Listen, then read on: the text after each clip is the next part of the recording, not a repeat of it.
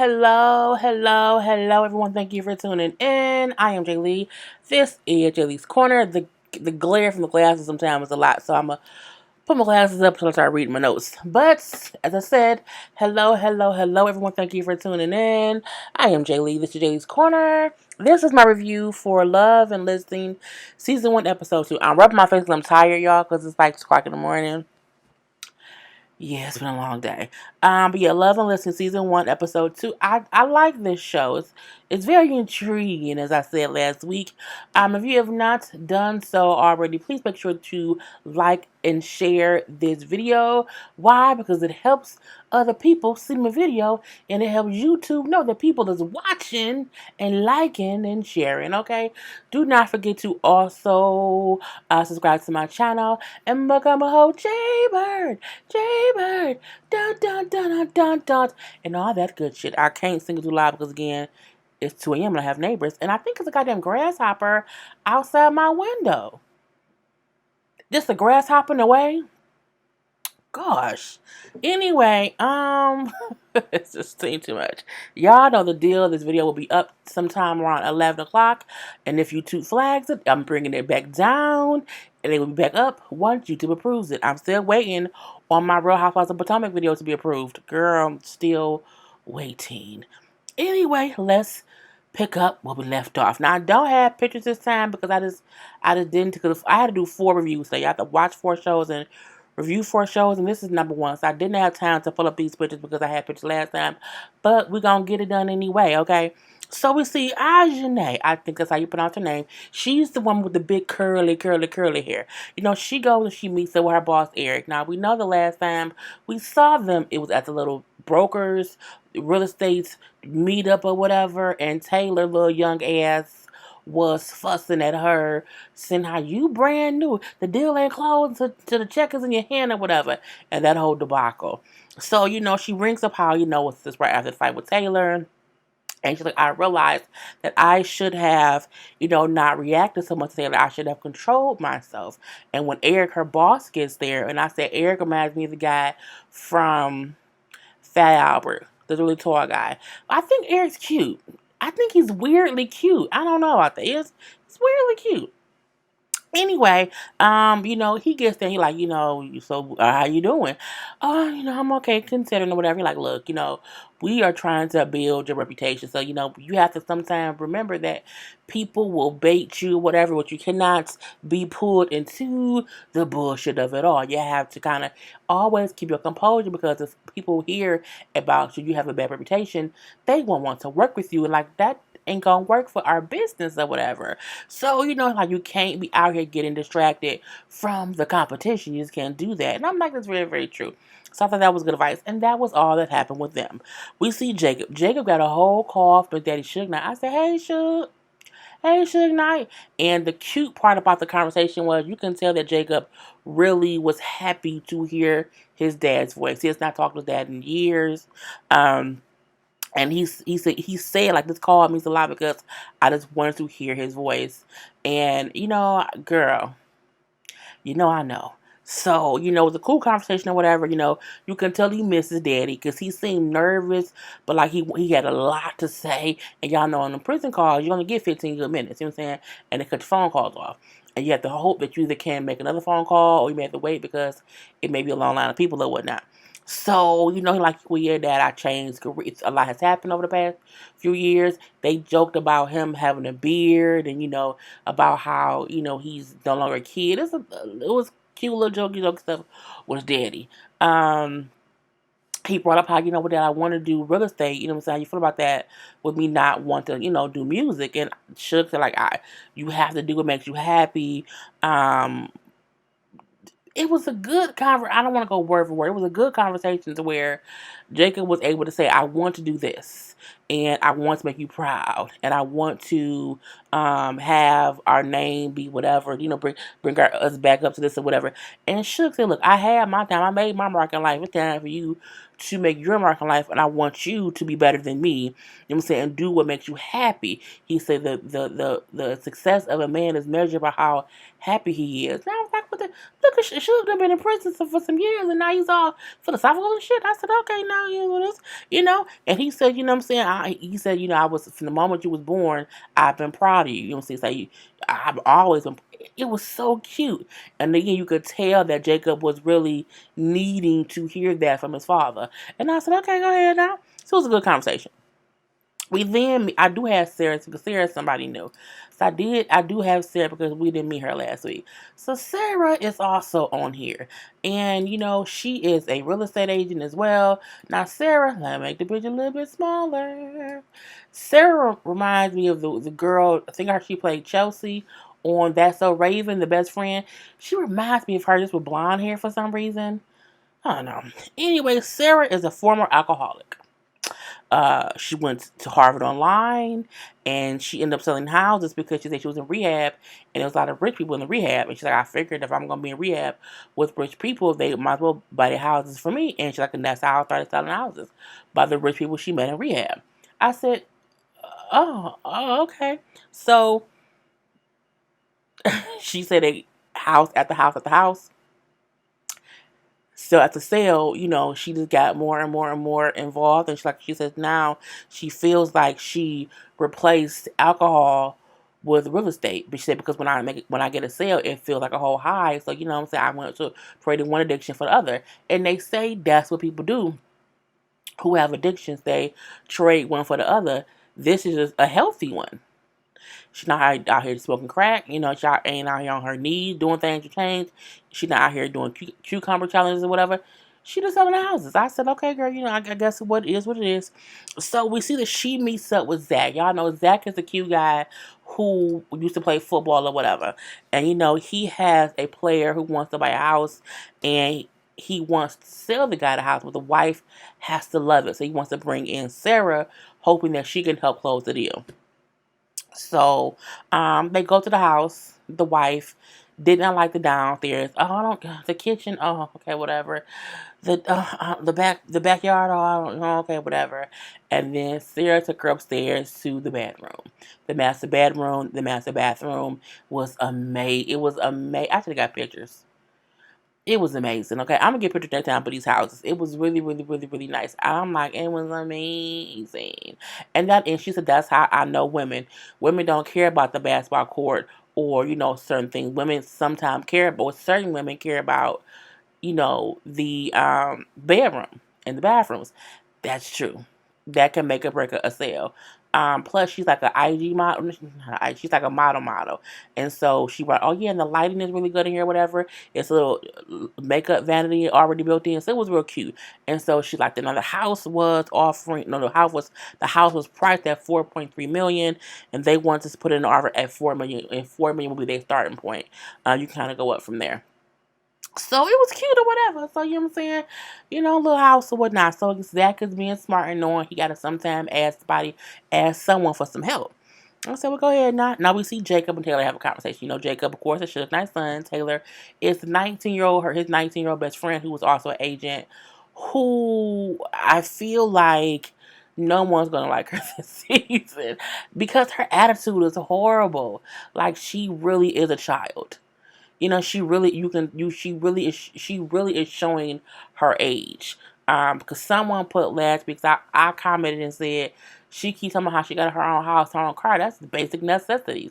And someone said, "Now, when your rent is $2,000," I said, "Well, if your rent is $2,000 and you live in LA, you make that kind of money." You know what I'm saying? So I'm like, I'm not saying it's basic because of how much it costs. I'm saying it's basic because most people need to have a house and a car. But I feel like even with her being able to sustain a house and a car, she's still immature. How she acts is immature, even though the reason she's upset with her boss makes sense. How she reacts to it is childish, and I'm like, that's why I don't like childish things. So Jacob, of course, tells her that he talked to his dad on the phone or whatever. How that was a great thing, and she tells him how she flipped out on Ajane at the little broker's party or whatnot because he wasn't there because he not broke. Anyway, she's like, I was mad because she's a deal closed. I just can't believe that, and my boss won't let me do this, and my boss won't let me do that.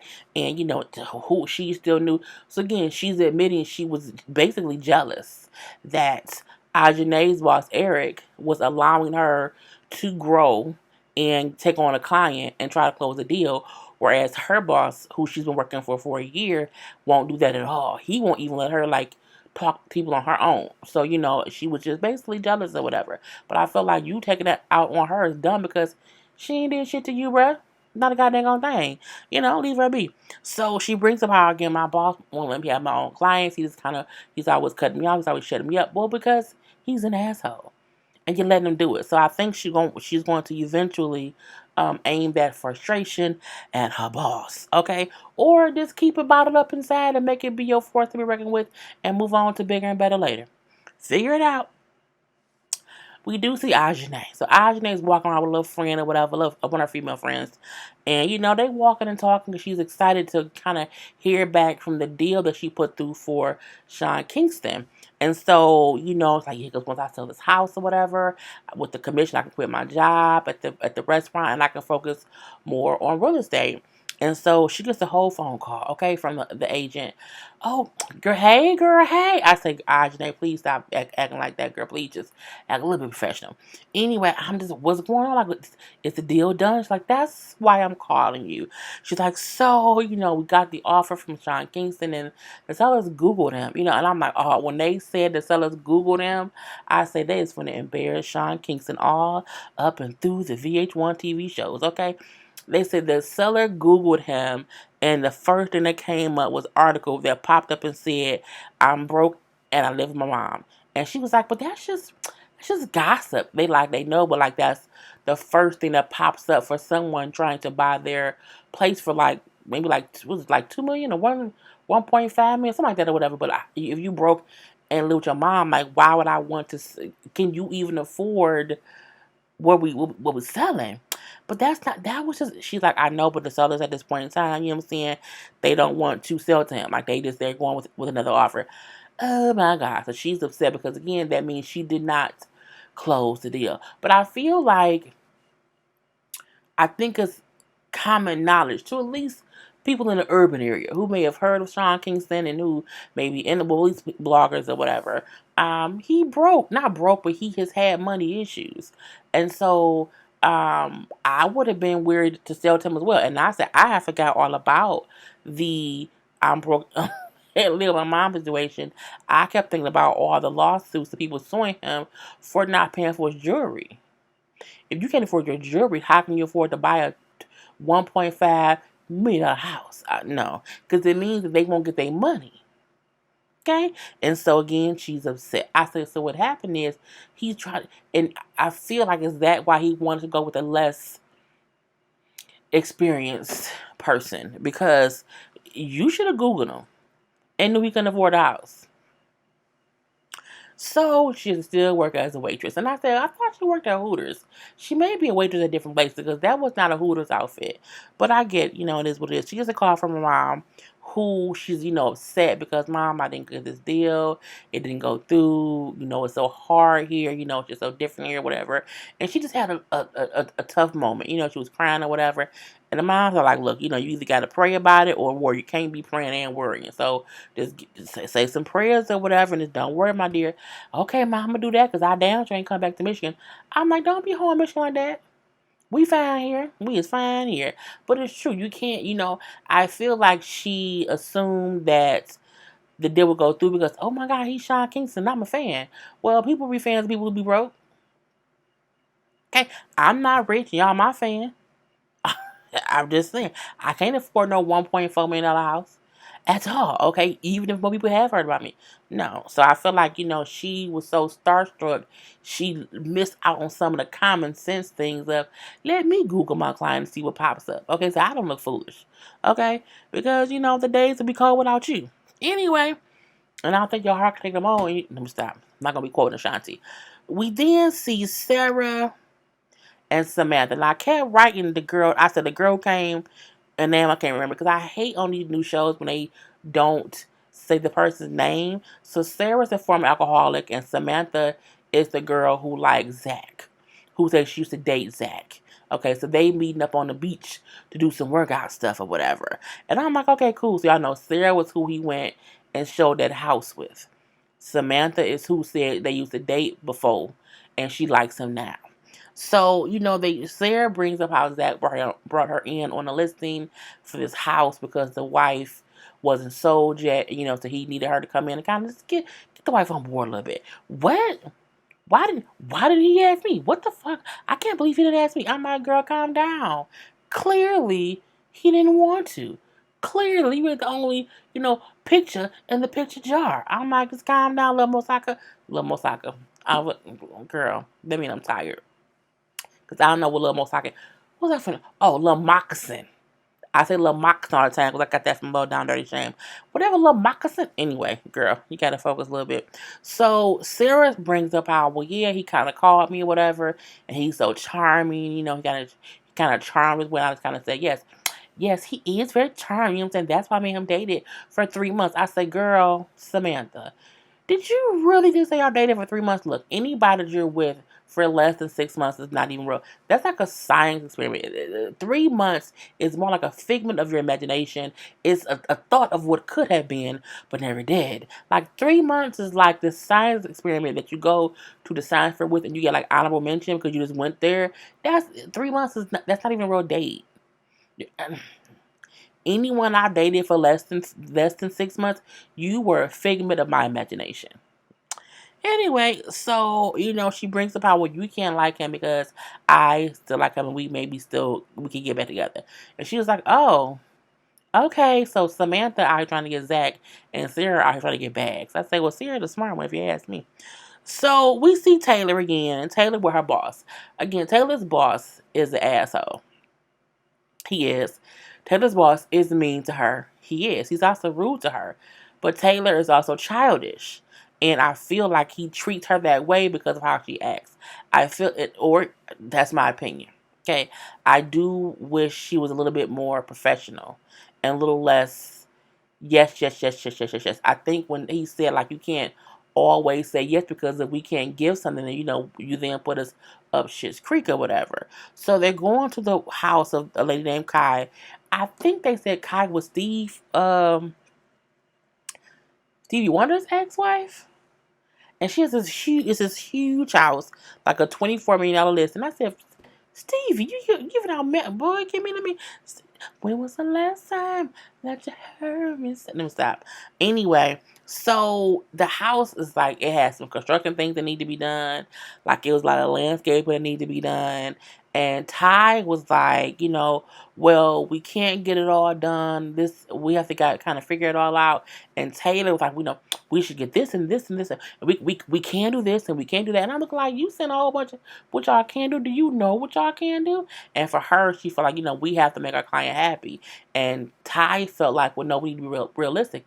I feel like they're both is both true, but I feel like that's why he treats her like that, because she would just say yes to whatever, and it may not really happen. So he's just an asshole to her. He's just an asshole to her. I do feel like before she said yes, she should know what she's talking about. But he's just an asshole to her. Anyway, so when they leave the house and whatnot, because they got to figure out what's gonna go on and what, and Son was up with Kai Face, girl.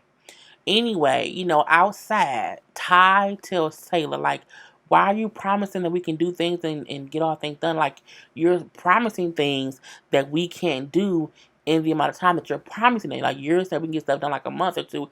It will take like 4 or 5 months.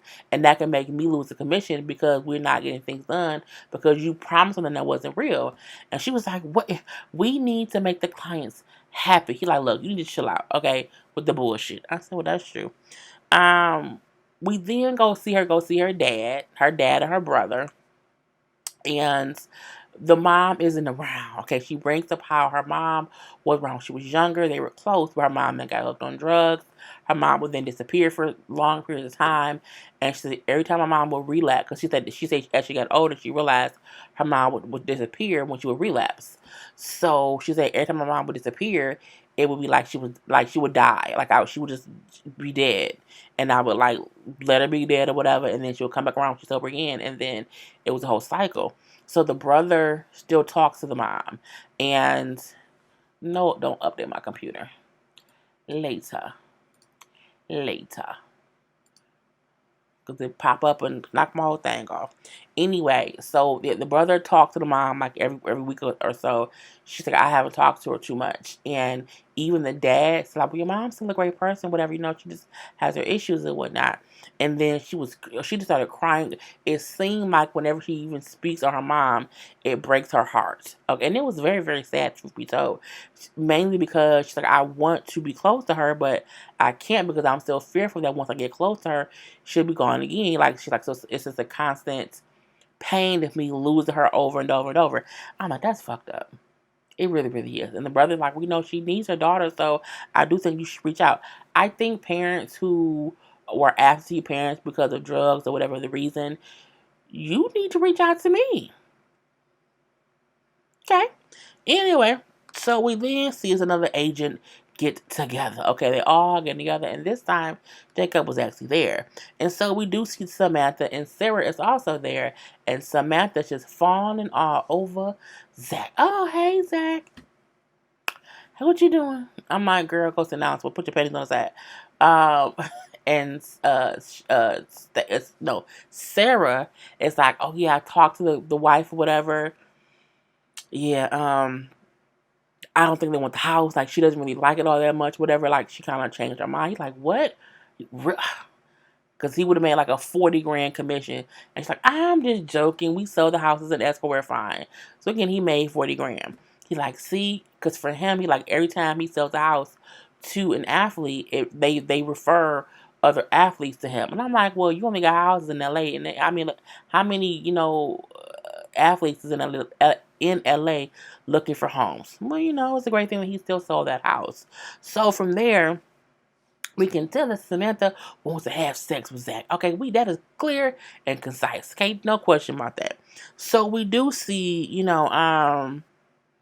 Ajane gets there, whatever, and when she comes in, she's like, I feel like everyone's judging me because, the sale didn't close, and I know they all heard that it didn't close, and I'm like, I don't think she get a lot of people in real estate, some deals don't close.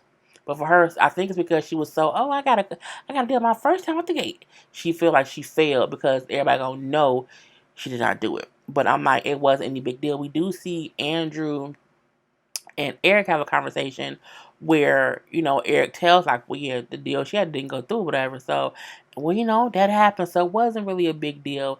And then like, we'll be on to the next one. So, I guess that's true.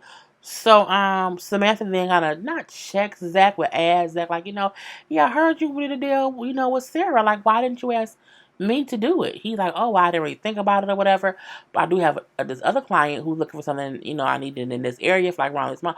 Oh, I have a house in this area for like 3.1 million. And if your budget is 4 million, like, it'd be great. It's under asking price or whatever. So come on through and like see the house. And then he like, well, okay, I'll see about that. We then see Taylor and Ty talk. Her and her boss basically.